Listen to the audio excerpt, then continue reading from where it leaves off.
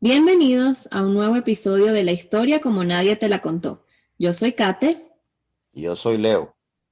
En este podcast discutimos diferentes episodios de la historia mundial. Bueno, el episodio histórico de hoy es bastante sangriento, tengo que advertírselo, pero es sumamente importante hablar de él porque marcó el final de una era y el principio de otra en Francia y ha tenido una influencia grandísima en el mundo a día de hoy. Papá, cuéntame, ¿cómo empieza la Revolución Francesa? Kate, la Revolución Francesa comienza a gestarse con la mala gestión de gobierno de Luis XV, un rey mujeriego, y se embarcó en una guerra con Inglaterra o con Gran Bretaña, una guerra larguísima de 7 años por las colonias americanas y perdió. Y eso dejó a Francia técnicamente en bancarrota. Luego, le toca a Luis XVI, que a la muerte de Luis XV, hereda el trono. Él era el delfín y se casó a los 15 años con María Antonieta de Habsburgo. Él era Luis Capeto, era Borbón, y la mamá de María Antonieta, María Luisa, quería que Austria tuviera esa alianza con Francia para protegerse de sus enemigos poderosos, que eran en ese momento Rusia y Gran Bretaña. Luego de eso, bueno, entonces se produce la boda y la boda se llevó a cabo en el Palacio de Versalles. El Palacio de Versalles había sido, digamos, levantado por Luis XIV, al que se llamó el Rey Sol. Y Luis XIV tiene el récord de más años en el trono, son 72 años, que creo que ahora lo va a destronar la reina de Inglaterra, que tiene como 1000 años en Exacto. en el trono. Sí. Pues Luis XIV fue aquel que dijo después de mí el diluvio. Y tuvo casi razón, porque Francia llegó a un periodo espantoso. Ok, Bueno, entonces Luis XIV construyó el Palacio de Versalles, luego Luis XV y luego Luis XVI, que se casó con María Antonieta. sí, Luis XVI era nieto de Luis XV. Ok, entonces Luis XVI va a ser como la figura principal, bueno, una de las figuras principales de la revolución. En los sucesos que ocurrieron, ¿no? Durante la Revolución Francesa. Eh, después del matrimonio, pasaron como 7 años y para que se consumara el matrimonio, porque él no podía porque tenía una enfermedad que la excitación sexual le provocaba dolor. Y la manera de aliviarla era bajo una operación quirúrgica, pero se negaba a someterla porque en esa época no había anestesia. Entonces, imagínate, era muy fuerte, ¿no? Sin embargo, se llenó de valor y lo hizo. Y después de eso, le dieron a luz a su primera hija, María Teresa, le pusieron así por la abuela, la emperatriz, que fue la emperatriz de Austria. Tuvo 4 hijos de ese matrimonio. Bueno, entonces, volviendo entonces al tema de la Revolución Francesa, había por esa época una corriente llamada la Ilustración. La Ilustración consistía en que el hombre comenzó a leer, leían a los filósofos, Voltaire, Rousseau, Montesquieu, todo eso y otros más. Y sí se dieron cuenta de que el hombre tenía libre albedrío y que debía pensar por sí mismo y no bajo digamos, los preceptos de la iglesia y de la nobleza, que era lo que le decían a la gente cómo debe pensar y cómo debe vivir. Esas ideas comienzan a entrar en los círculos de la clase alta y después de la clase media. Se crearon clubes donde discutían esos temas. Por un lado va eso caminando, esa, esas ideas, digamos, revolucionarias en cuanto al desarrollo del ser humano y la situación económica de Francia. El hambre era muy fuerte, bueno, una crisis económica que había mucha hambre. Pero al mismo tiempo, el estilo de vida de los reyes, el de la nobleza, era extremadamente alto. Y eso chocaba. O sea, tú tenías una María Antonieta que gastaba una cantidad de dinero inmensa en fiestas. Yo escuché que ella le decían Madame Déficit. Madame Déficit porque pedía prestado y después no tenía cómo pagar. Entonces, debía una cantidad de dinero. Ujú. Entonces, bueno, ella imponía la moda en Europa, ¿no? En todas las cortes, la moda de los peinados de varios metros, a una cosa tremenda, bueno, no sé si era metro, pero era bastante alto. Y los rellenaban con cosas extrañas. Tenía uno, así, había uno que lo rellenaban con fruta, imagínate tú. ¿Qué? ¿En el peinado? Sí, rellenado con fruta, eso era, Imagínate. horas en hacerlo. Entonces, en esas Era tonterías, como, ella era como una influencer de la como un época. influencer de la época, eso es correcto. Pero esas tonterías cuando el pueblo estaba sufriendo. Y otra cosa, ellos no, digamos, no hacían contacto con el pueblo. Bueno, cuando muere finalmente Luis XV en 1774 de viruela, tiene Luis Capeto tendría 20 años. Y dice, bueno, yo no sé, yo no estoy preparado, yo no sé gobernar. O sea, ¿cómo voy a gobernar si no sé? No estoy preparado. Se repite Pero la historia. Lo que vimos con el zar. No está sí, preparado y termina es, ocurriendo una desgracia. este fue anterior, ¿no? Pero en el caso del zar se cumplió aquello de que quien no conoce su historia está condenado a repetirla, ¿no? Él repitió la historia de Luis Capeto, o sea, no estaba preparado y tomó las riendas del país. Sin embargo, el muchacho que le gustaba la buena mesa, ¿no? Más que la cama, este, no era bruto, o sea, tenía su posibilidad, sin embargo, se sentía como alejado de la gente, pero tenía un problema, era extremadamente indeciso. La misma situación que el zar de Rusia en el siglo XX, completamente indeciso. Entonces, cualquier persona, con la última persona que hablara, podía hacerlo cambiar de opinión. ¿Eh? Entonces, bueno, entran en esa vorágine de situación económica tremenda, una situación económica terrible, la gente sufriendo, eh, inflación altísima, por un lado los gastos reales en fiestas inútiles, entonces eso fue generando un descontento generalizado, las ideas políticas y un muchacho huérfano, pero muy inteligente. Era mínimo en tamaño, que medía 5 pies, 3 pulgadas. Imagínate tú, era una cosa súper pequeñito. Como unos 62 por ahí. Mínimo, sí. Pero si lo dejabas hablar, te convencía. No Mm. había no lo podían dejar hablar. Entonces, el muchacho se recibió de abogado, regresó a su ciudad, él consiguió unas becas y porque era muy aventajado en los estudios. Consiguió unas becas y se graduó en los mejores colegios de Francia. Y regresó a su ciudad natal y en su ciudad se convirtió en parlamentario e iba a representar a, a su estado en lo que se llama los estados generales.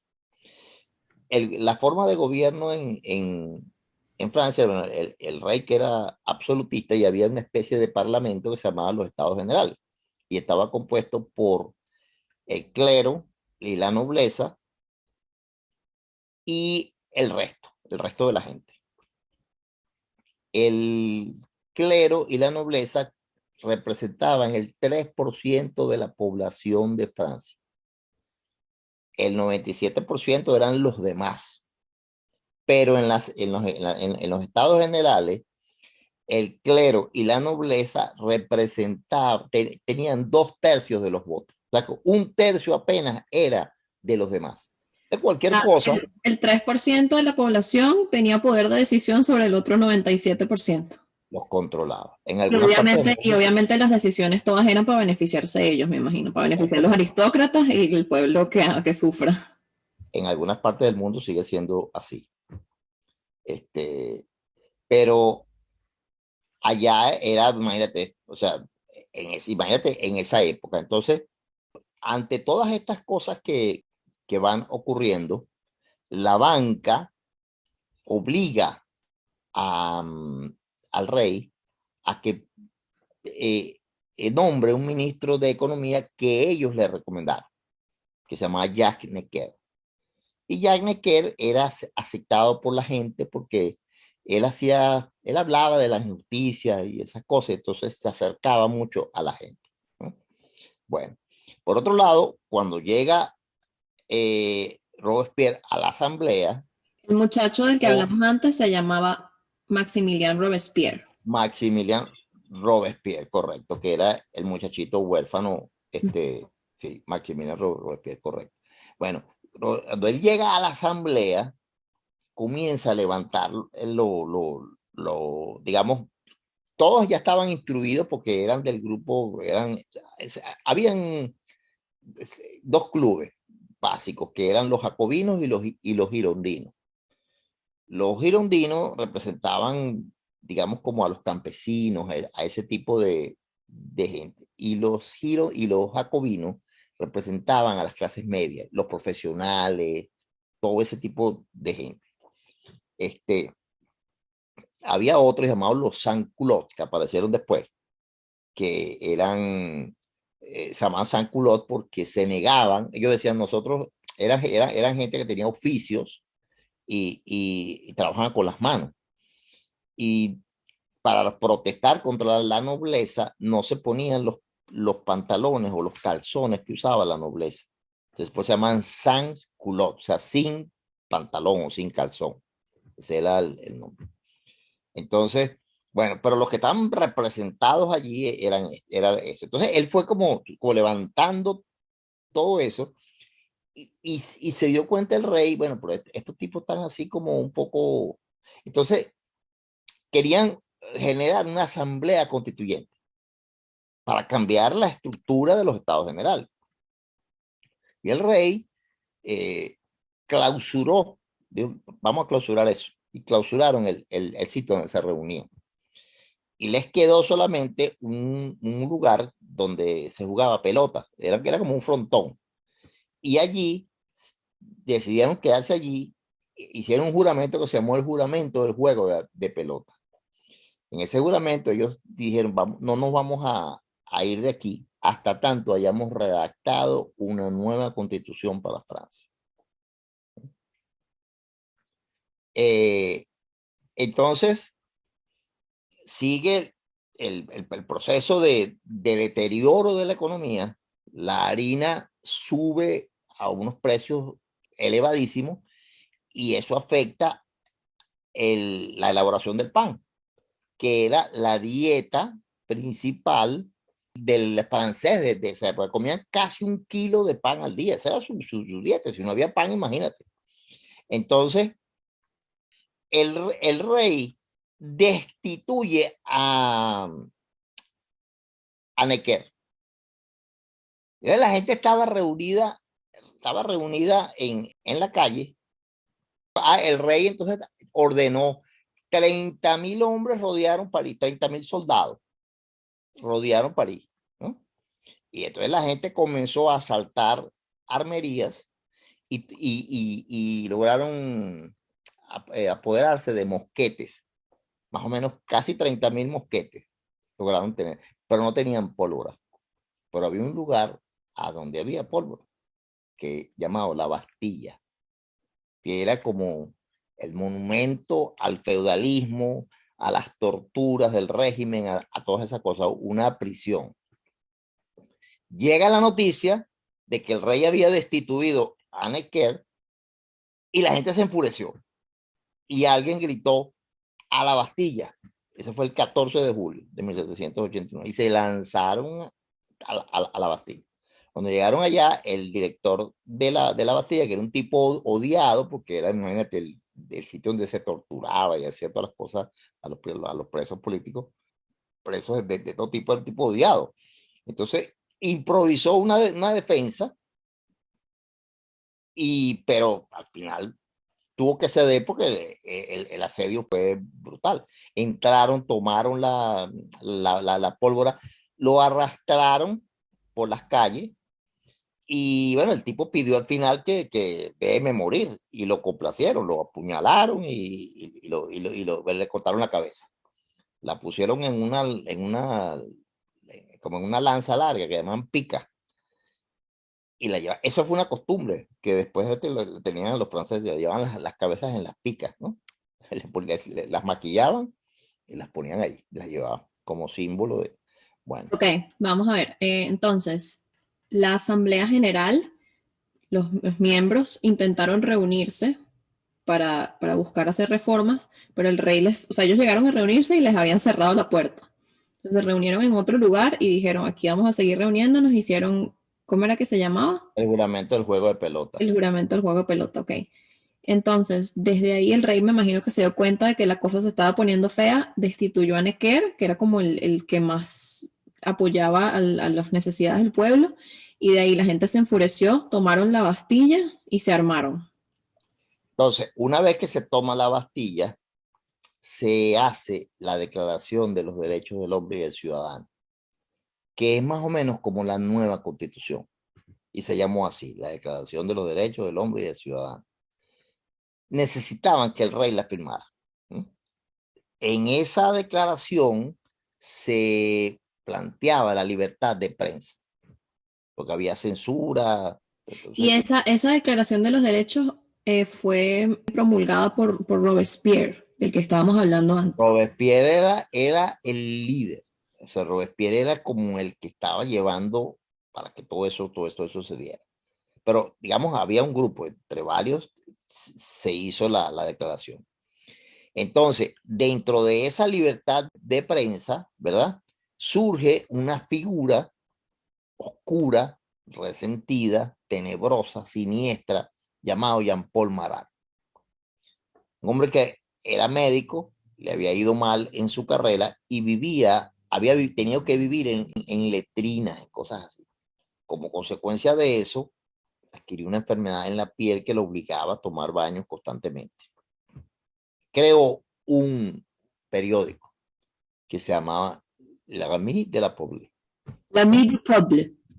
L'Ami de Poble, de la Poble, o de la Poble, algo así. Bueno, el amigo del pueblo, ¿no? Entonces, en ese periódico, que realmente era un pasquín, donde el tipo escribía las barbaridades sobre los reyes y arengaba a la gente para que saliera a la calle y empezara a pedir sangre. Había que cortar cabeza. Entonces, bueno, dentro de eso no se había logrado la firma de la Constitución por el rey. Entonces, se publicó en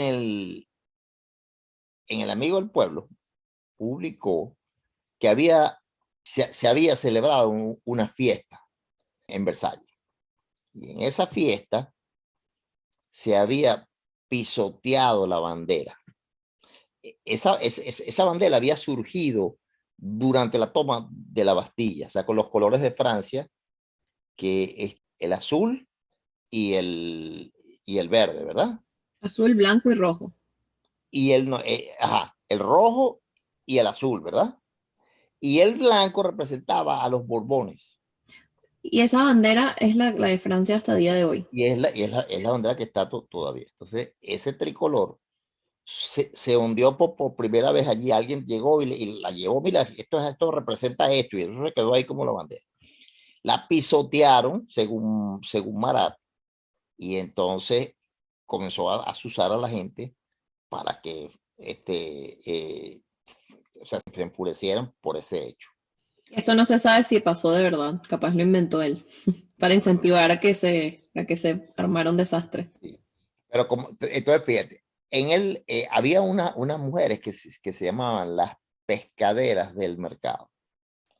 Ellas eran de complexión muy fuerte porque cargaban cajas con el pescado desde donde se pescaba hasta allí. Todavía eran como las bodybuilders de la época, o sea, musculaturas, o sea, nadie se atrevía a meterse con ella porque un pescozón de una mujer de esa mataba a alguien, ¿no? Entonces, se reunieron en la plaza, pero las mujeres iban entonces hicieron como una lista de puntos que iban a solicitar al rey que los aprobara. Y entre ellos estaba la Declaración de los Derechos del Hombre, o sea, la firma de la Constitución. Y se lanzaron de París a Versalles. Cuando llegan a Versalles, es que se quedaron afuera, se quedaron en las afueras del palacio e iba llegando más gente y la muchedumbre iba creciendo. El rey indeciso les colmó la paciencia, o sea, no se decidía a hacer lo que tenían que hacer. Entonces, bueno, finalmente, entonces, cuando vio que estaban entrando, entonces firmó la declaración y las cosas, pero ya era tarde. Las mujeres entraron y hay un historiador que relató esos hechos, ¿no? Y dice que las mujeres pedían, yo quiero una pierna, quiero un brazo, quiero la cabeza. O Ay, sea, Dios mío. si hubiesen encontrado a la pobre reina, la descuartiza. Ella se metió en la habitación del rey unos segundos antes de que entraran en su habitación. Destruyeron la habitación de ella. Porque estaban buscando, era ella, María A Antonieta. ella, la estaban buscando a ella.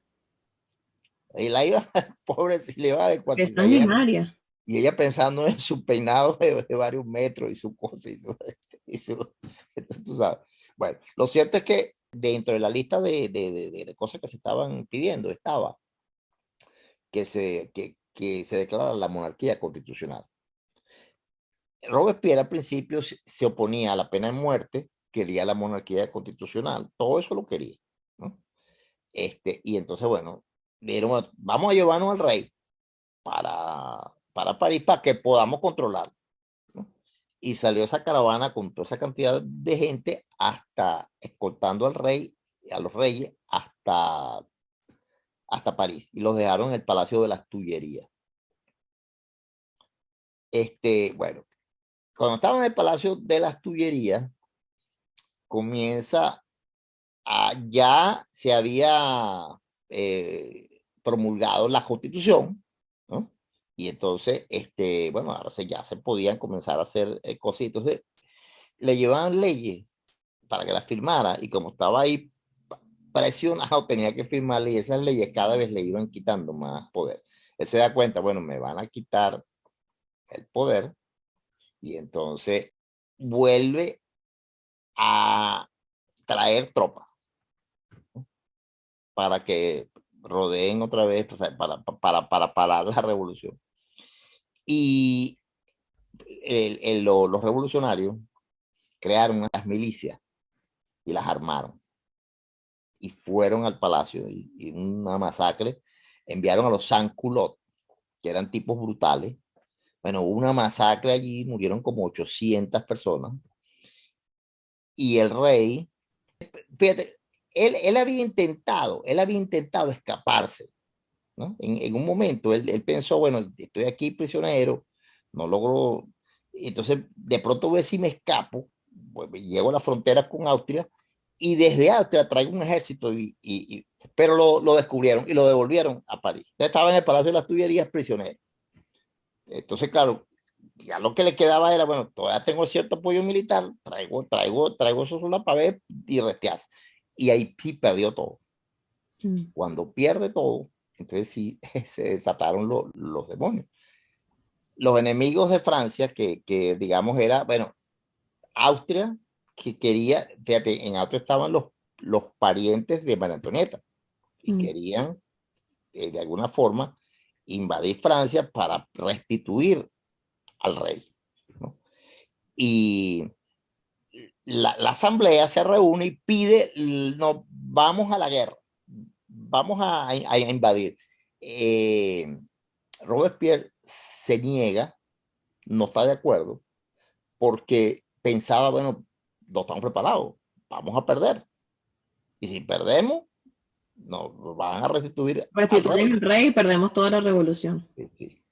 Además que el que dirigía el ejército era el marqués de Lafayette, que era un noble. Entonces, si igual si gana el marqués de Lafayette, igual también estoy en problema porque igual va a restituir al rey. Ok, o sea, Ellos hicieran lo que hicieran, el rey podía ser restituido. pueden ser restituidos. Entonces, bueno, mira, hay que, entonces la asamblea exaltada, no, vamos a declarar la guerra y él no pudo hacer nada. Y se declaró la guerra. Comienza la guerra y las bajas francesas eran inmensas en el frente. Una mortandad terrible y no lograban. Entonces, se, se une a Austria, Prusia, y el duque de Brunswick se llamaba, el duque de Brunswick, que era el comandante de las fuerzas prusianas, un general. Digo, si le hacen algo a los reyes, vamos a quemar París. Prusia es lo que hoy en día es Alemania. Sí. O sea, Parte de Alemania. sí, antes eran lo que sí, los reinos de Sajonia, todos los reinos que conformaban lo que después fue Alemania. Baviera, Sajonia, Mm, Prusia, todos esos eran reinos aparte. ¿Eh? ok, Ahí estaba Prusia, ¿no? ok. Ok, ok, entonces bueno. Entonces, Amenazó con quemar París. estamos en plena guerra, amenaza con quemar París, y entonces la asamblea dice, bueno, mire, ya el rey está destituido, después del paso de esas Tullerías, ya el rey ya no era rey. Entonces se crea la República Francesa. Mm. Robespierre cambió de opinión radicalmente, dijo, bueno, ahora ya el rey ya no tiene importancia, entonces vamos a enjuiciarlo y condenarlo, porque tiene que comenzar la república con la muerte del rey. Y así hicieron. Lo llevaron a juicio al gordito. Y bueno, yo creo que ya no estaría gordito del sufrimiento en ese momento. Lo llevaron a juicio y lo llevaron a la guillotina. La guillotina había surgido durante la revolución. Un físico e inventor envió a a la asamblea el invento. Él le dijo, este es una hoja súper afilada en una estructura de madera, cae a una velocidad impresionante, la cabeza vuela, la sangre se desparrama, el hombre muere. Mm. Entonces, Era apellido Guillotin.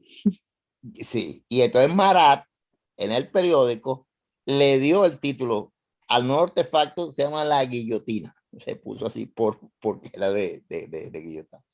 Los primeros que probaron la guillotina fueron los guardias del Palacio de las Tullerías cuando hubo el asalto. Lo peor, a mí lo que me pareció más terrible es que, o sea, la guillotina la consideraban como una muerte humanizada en comparación con las muertes de antes. Sí, o sea, ellos decían, o sea, lo que decían lo de la asamblea era que, bueno, que la gente merecía no sufrir lo que sufrió cuando pues, los castigos medievales eran espantosos, ¿no? Te arrastraban, te amarraban entre las patas de un caballo, por las manos y por los pies, y entonces los caballos iban en posiciones directas y para que corriera y te desmembraban. Te abrían vivo, o sea, eran unas barbaridades y te torturaban antes de que muriera. No entiendo cuál es el sentido de torturar si ya estabas condenado a muerte, pero bueno, torturaban primero y después te mataban. De todas esas barbaridades ellos las querían eliminar. Están buscando algo indoloro. Nadie regresó de la muerte para decir que no dolía, pero se supone que no dolía, Exacto. ¿no? Ok. Entonces, eh, Condenan al rey. condenan al rey. Danton, ante la derrota que se estaba gestando, que estaban perdiendo, generó una ley de conscripción. Entonces, fíjate, Pero quedaron, quedaron Danton era el... a George Danton, que creo que no lo nombramos. No, George Danton era el otro de los jacobinos, que digamos era como la llave de Robespierre. ok. Entonces hasta ahora Pero Danton en los jacobinos tenemos a Danton y a Robespierre y por otro lado sí, tenemos a Marat, que era el del periódico. el periódico, sí, eran los más visibles dentro de, había mucha gente, pero estos eran los más visibles. Danton era de clase alta, pero tenía la particularidad de que era bebedor, se juntaba, era capaz de juntarse con la gente del pueblo y tenía, lograba ascendiente con ellos, cosa que no podía hacer eh, Robespierre. Pero Robespierre le tenía celo porque este tenía mucho más arraigo popular. Entonces crea las milicias y hace, o sea, una ley de conscripción, o sea, te reclutaban y punto, tenías que servir. Entonces, casi todos los hombres estaban en el frente, los enviaron al frente. Y no había fuerzas militares en París. O sea, y entonces, pero estaba lleno de presos políticos. De Marat, en su locura asesina, dice, bueno, ¿qué pasa si llegan si estos tipos se escapan o llegan las tropas sobrepasan a nuestros soldados y llegan aquí? Va a haber un baño de sangre porque salen todos esos presos y nos van a destruir. Entonces vamos a matarlos a todos. Y comenzó a arengar y fueron los sans-culottes y mataron a todos los presos. Entre los presos estaban nobles, muchos curas del clero y cualquiera que se opusiera a la revolución, que ellos consideraran enemigo de la revolución. Bueno, hubo unas masacres espantosas. Dejaron las cárceles vacías y los mataron a todos. Entonces, una muchacha de un pueblo llamada Carlota Corday se indigna ante la forma como Marat llevaba a la gente al asesinato y cómo estaba pidiendo. Él empezó pidiendo 250 cabezas y ya estaba pidiendo 250,000 cabezas. ¿No?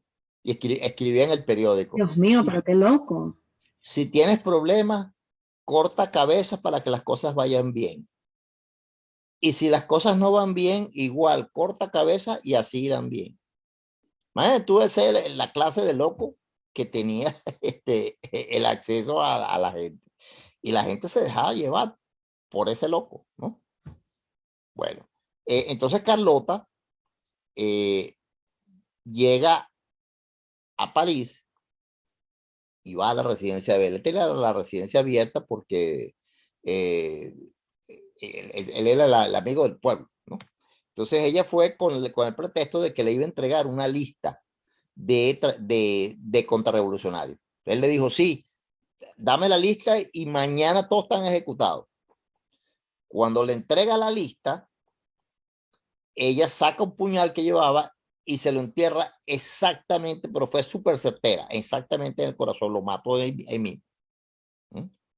Bueno, lo convirtió, o sea, esa muerte fue, imagínate, lo convirtió casi en un dios, lo adoraban, o sea, la gente rezaba al corazón de Jesús y al corazón de Marat, imagínate tú. Bueno, pero qué bien por Carlota, porque ese tipo de verdad era una amenaza. Era así. Sí, entonces, bueno, ella no, ella pensó que iba a volver la paz cuando matara a ese monstruo, pero no fue así. La llevaron, la, la, la enjuiciaron y la ejecutaron inmediatamente. A los pocos días de que ejecutan a Carlota, ejecutaron a María Antonieta también. Pero a María Antonieta no le dieron el beneficio que le dieron a Luis XVI, que él salió en el carruaje tapado hasta llegar al sitio de la ejecución. Allí intentó dar un discurso, pero el redoble de los tambores no lo dejó. Y bueno, decía que bueno, que él esperaba que rezaba para que su país no cayera en el desastre, pero el desastre ya estaba gestándose. Entonces, a María Antonieta la sacaron en una carreta abierta. Y entonces la gente le gritaba improperios y le tiraban cosas. Sin embargo, ella mantuvo su dignidad de reina hasta el final, ¿no? Y bueno, entonces ya con eso quedó, ya los reyes habían sido ejecutados y se crea la convención, ¿no?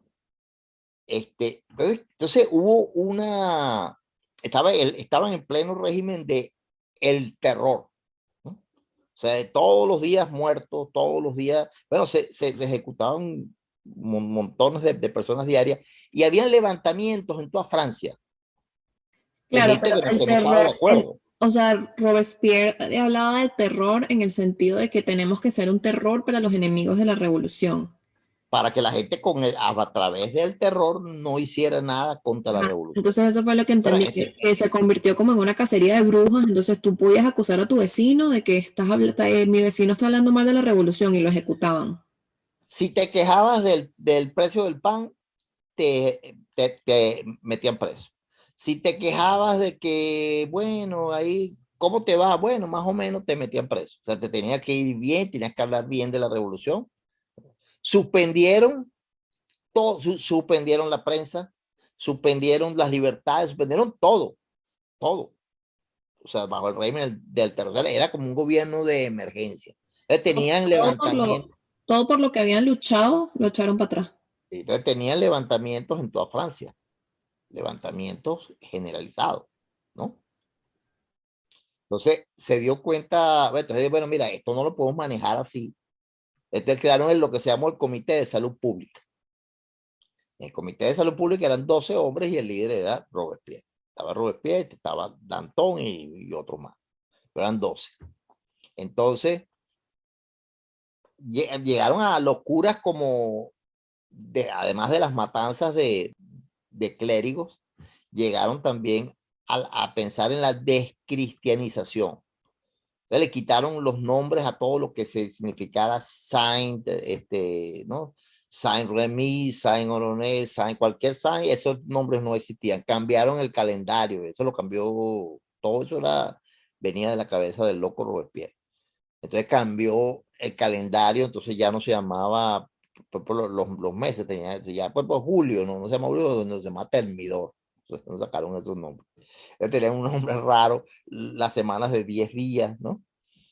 Bueno, así era el tema allí.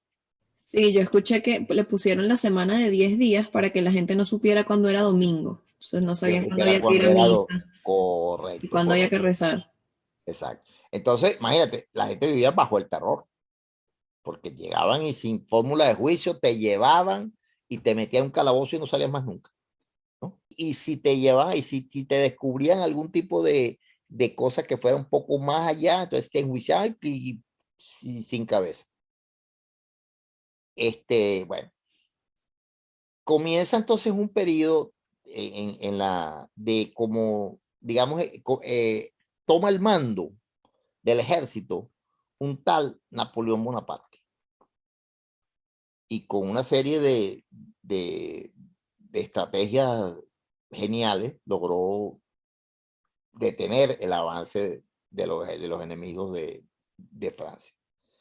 Ella estaba eso, o sea, se estaba como mejorando por allí, ya la gente estaba más tranquila, hubo unas masacres espantosas en unos pueblos, uno llamado Varennes, una masacre, mataron como 100.000 personas, en otro como 200.000, las mataban, o sea, era que se levantaban, había una especie de guerra civil, pero ya todo estaba como más calmado a través del terror. Y entonces, Danton propone, bueno, pero ya que estamos mejorando, ya él ha cesado el peligro de invasión, ya la cosa está más o menos calmada por dentro, ¿por qué no volvemos a la normalidad? Vamos a bajarle dos. Vamos a bajarle, exactamente, vamos a bajarle 2 rayitas, pues la temperatura está muy alta, ¿no? Bueno, eso lo tomó Robespierre como una afrenta, es una traición. El otro quería como debatir, preparó unos elementos para debatirlo en la asamblea, en el directorio, y, y Danton, y Robespierre lo tomó como una traición, entonces me arrestaron a Danton y a todos los, digamos, todos sus acólitos y los ejecutaron. Cuando iba al cadalso, dijo, de lo único que me arrepiento es irme primero que la rata de Robespierre.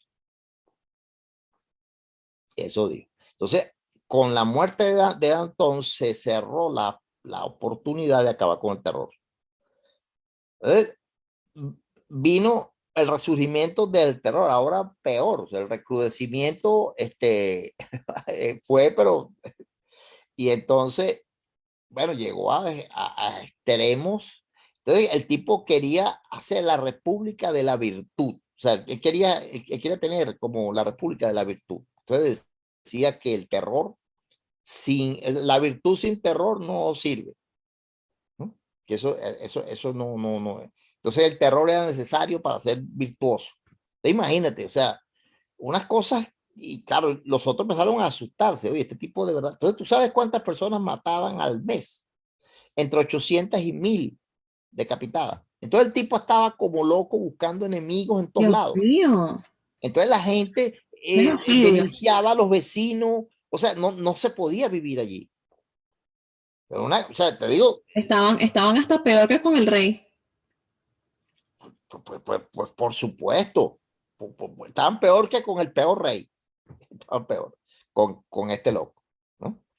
Entonces llegó al extremo de querer imponer eso de la República de la Virtud, y en esa búsqueda de enemigos se le ocurrió, menos mal que se le ocurrió eso, llegó al directorio, a la convención, y dijo, tengo una lista de enemigos, pero la voy a dar a conocer mañana. Cuando se va, los otros se quedan, bueno, y si yo estoy en esa lista, y si tú estás en esa lista, Exacto, porque ya ¿cómo nadie tú está, sabes? nadie Empezaron a está a discutir salvo. entre ellos, y cómo tú sabes que tú no estás en esa lista. Claro, nadie está a ¿Cómo salvo. sabemos que de los que estamos aquí no estamos en esa lista? Porque si no la dio, es porque una sorpresa trae. Uy, no, qué miedo. Bueno, entonces decidieron montarle una trampa. En la mañana siguiente, cuando llegó, ya tenían todo preparado, y en lo que él llega a dar a su lista, lo agarraron a él y a todos sus acólitos, y se los llevaron los metieron en la prisión. Entonces, dicen que fueron a la prisión y que, bueno, unos se habían suicidado y que él había intentado suicidarse y se había dado un tiro en la mandíbula y no podía hablar, ¿no? Qué casualidad que su arma, que era la oratoria, ¿no? Estaba neutralizada. Yo creo que le dieron el tiro a ellos para que no pudiera hablar, ¿no? Sí, Y para que se callara de una vez por para todas. que se callara. Sí. Y entonces, bueno, estando se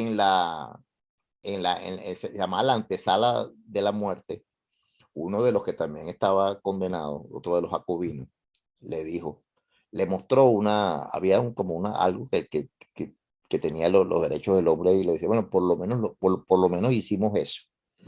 Le mostró pero ya era tarde.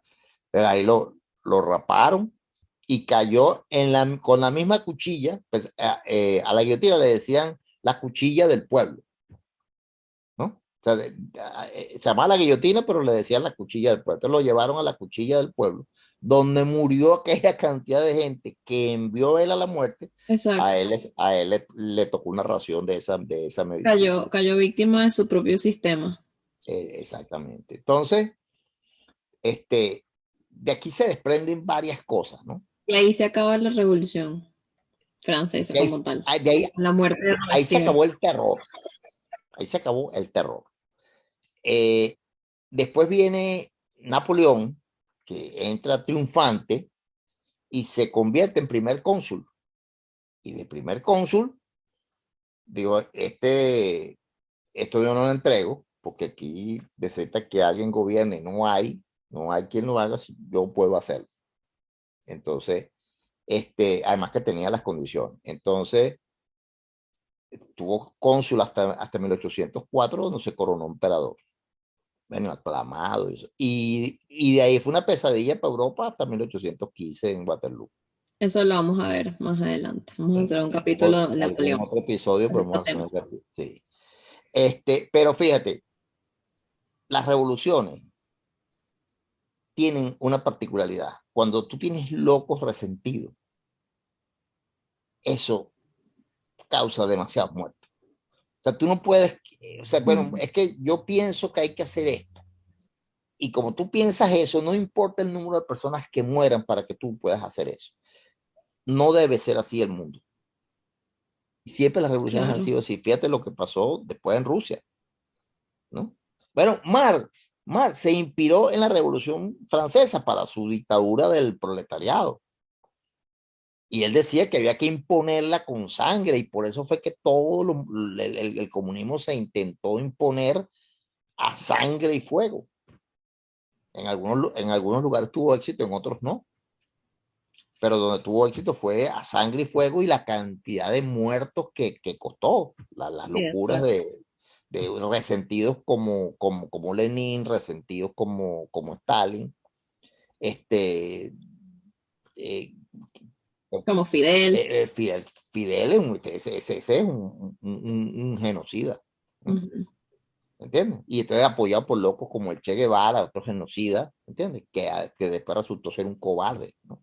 Porque fusiló a un gentío en la fortaleza de la cabaña cuando tenía el poder, pero cuando estaba en Bolivia, en las montañas, que lo capturaron ahí herido, entonces estaba llorando, clamando por su vida, que él valía más vivo que muerto, no enfrentó la muerte como un varón. Bueno, y si esto que tú dices de Robespierre es verdad que se intentó suicidar, también es un cobarde. Mandaste todo el mundo a la guillotina y al final te vas a dar un tiro. Sí. Es que Enfréntalo. son así, o sea, son valientes cuando tienen el poder. Quítale el poder y entonces son nada. ¿Eh? ¿Entiendes? Entonces, monstruos así como ese, lo que hizo Stalin en Rusia fue espantoso, con las granjas colectivas, ¿no? Millones de personas muertas. ¿Ves? En China, Mao, con su revolución cultural y el salto adelante, hizo dos, el salto adelante, el gran salto adelante y después la revolución cultural, eso fue muerto, pero por montón. Entonces el mundo los aplaude porque es que el mundo es como izquierdista. Bueno, esas son ideas románticas y utopías. Las utopías Sí, no pueden montarse sobre cadáveres. claro. ¿Y ¿Eh? dónde tú dices hasta aquí? O sea, o sea, es lo que hizo Marat. O sea, Claro, que yo estoy dispuesta a sacrificar 250 cabezas por la revolución y después 2.500. O sea, 250.000, después millones. ¿cuántas personas estás dispuesto a matar para cumplir con tu objetivo? Ojo. Y las vidas que sacrifican siempre son las de otros, porque las de ellos no. Ah, claro, claro. Lenin estaba escondido como un cobarde en Suiza. No estaba ahí en Rusia. No entró clandestinamente para enfrentarse, no, cuando todo estaba controlado, entonces le pidió un tren blindado para que llegara a Moscú a tomar el poder, ¿entiendes? Entonces, esos tipos que merecen estar en el basurero de la historia, este, siguen saliendo, Sí. siguen saliendo, tú los ves, ya claro, en países pequeños. Hay países grandes que tienen que tener cuidado porque surge un loco que Ujú. puede surgir y hacer locura, ¿no? Sí, ¿Entiendes? la verdad que y yo pienso que esa es la importancia de este podcast que tú y yo hacemos, que si uno conoce este tipo de cosas y sabe que este tipo de personas existen y uno conoce todo lo que pasó, uno puede tratar como de evitar que vuelva a pasar, aunque no se ha podido hasta ahora, porque esa gente, como tú decías la vez pasada, esperan 100 años y ahí siguen. Pero gente como Robespierre, como Marat, o sea, gente mala, mala, porque Poco. eran hombres malos, Bueno, bueno, desquiciados. el Führer, el peor personaje que ha dado la humanidad. Esa era una bestia apocalíptica, ¿no? Y escribió en Mein Kampf lo que iba a hacer. Y ahí lo dejaron que llegara, hiciera todo, Lo triste es que el día de hoy existen neonazis. Y uno dice, ¿cómo puede existir gente que no entiendo? porque son resentidos y nunca asumen responsabilidad de su vida, sino que la culpa siempre la tiene otro. Acuérdate que los comunistas le dicen a la gente, tú no comes por aquello, ¿ves? Entonces la gente, sí, sí, tú vives mal por aquello. Ujú. Entonces la gente va y les da el apoyo y después que llegan al poder, ellos viven peor de lo que vivían, pero ahora no pueden protestar. Exactamente, exactamente lo que pasó en Francia, Ellos, porque por lo menos con el rey podían protestar, con el terror no podían protestar de nada. nada, nada.